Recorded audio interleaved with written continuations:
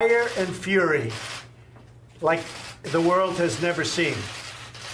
He has been very threatening beyond a normal statement. And as I said, they will be met with fire, fury, and frankly, power, the likes of which this world has never seen before. Thank you. Hello friends, this is Sam Cheney reporting for WeaponizedNews.com. Today's August 8th, 2017. Are we on the edge of World War III? Geopolitical tensions are increasing at a rapid pace between the United States, China, Russia, and North Korea. Today, North Korea is threatening to launch missiles on Guam. Some of the headlines. Trump vows fire and fury. We just saw that clip. Kim bullseye Guam. North Korea, let's get physical. Stamp out success. US bombers train over peninsula. China war games. Hawaii. We only have 8 to 12 minutes notice. Russia, everybody chill. Of course, those are headlines out of the Drudge Report. Let's go through some of these headlines now. Break it down a little bit further. North Korea threatens physical actions over new UN sanctions. And of course, it was unanimously voted by the United Nations to levy sanctions against North Korea for their ICBM program, for their threats of nuclear war, for their continuing missile testing. China and Russia both voted for sanctions along with the United States and the other countries at the United Nations. North Korea is not happy.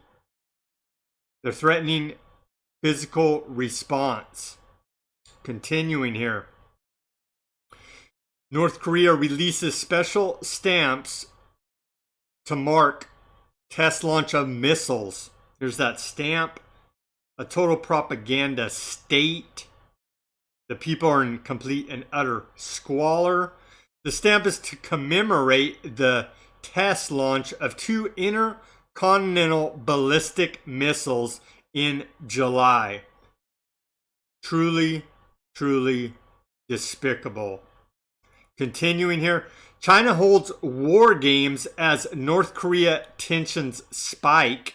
The Chinese Navy and Air Force flex their muscles in live fire drills in seas adjacent to the Korean Peninsula, the Defense Ministry of China said, amid regional tensions over North Korea's pursuit of nuclear weaponry.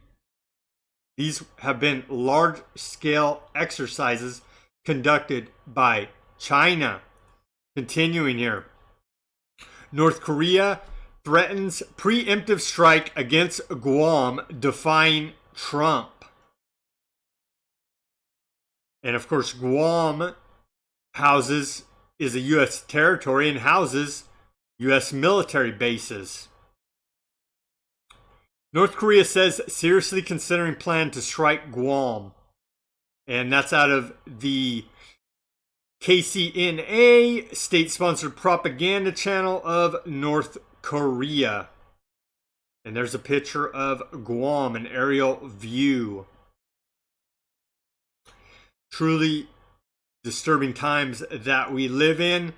And of course, if the United States takes preemptive action against North Korea, it could result, and probably will result, in the loss of life of millions of people. North Koreans, South Koreans, so on and so forth, possibly Americans. Anyone in the surrounding area is probably doomed. We need to pray for peace during these truly tense geopolitical times. Back to the headlines, and of course, North Korea threat comes after Trump vows fire and fury. The video we saw at the beginning of this report. Russia downplays North Korea's saber rattling, tells U.S. to be prudent. Of course, let's hope that truly cooler heads can prevail here. Let's go to a breakdown now of propaganda released by the North Korean government. This is reported out of Reuters from Zero Hedge. North Korea warns of operation on signs of U.S. provocation. North Korea says U.S. war hysteria to bring miserable end. North Korea can strike before any U.S. preemptive attack. North Korea says it could carry out preemptive operations once U.S. shows signs of provocation. North Korea says it is seriously considering strategy to strike Guam with mid to long range missiles. North Korea says strike on Guam will be carried out in a successive way once leader Kim Jong-un gives the order. So there's heavy rhetoric and propaganda coming out of both the United States from Donald Trump and North Korea, all because of the sanctions levied against North Korea. Some estimates put it at a $1 billion hit to their economy. And so we need to pray for cooler heads to prevail, because now it looks like we may shift into a hot war. And of course, if North Korea strikes Guam, we have no other choice but to attack North Korea. And it's estimated that millions of lives will be lost.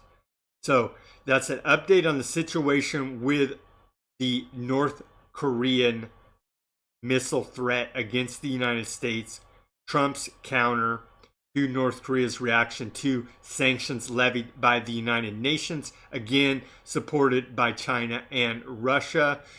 China's out there flexing their military muscles, doing exercises. Russia's seems like the cooler head here, calling for some steps back. And what was their exact words?